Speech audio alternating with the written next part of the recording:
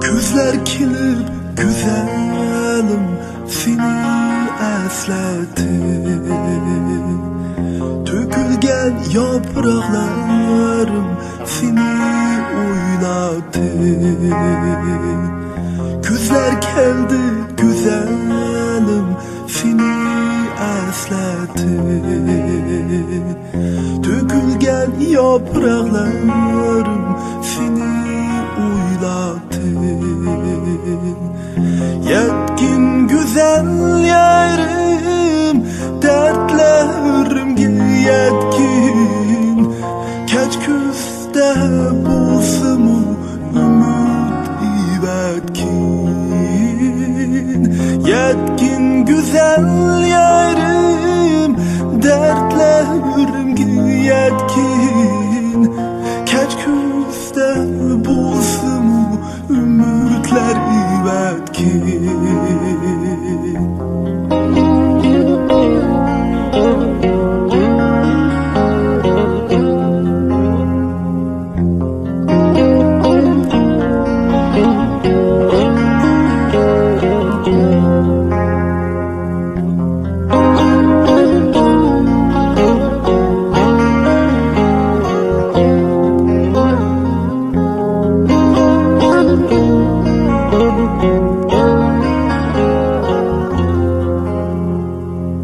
Geceler seni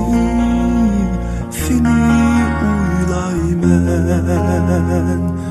Gözüm yaşlık daima qarab qanmayman. Gece gündüz seniyle uylayman. Gözüm yaşlık daima qarab doymayman.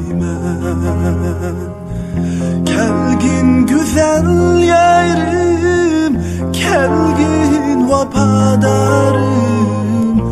Kelgin güzel yerman kılma intizar. Kelgin güzel yerim, kelgin vapadarım. Kelgin güzel yerman kılma intizar. Yetkin güzel yerim, dertlerimge yetkin. Keç küzler bulsumu ümitler ivetkin.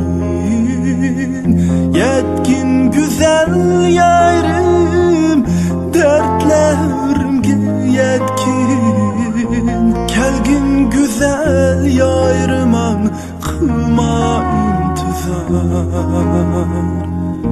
Kelgin güzel yerman kılma intizar.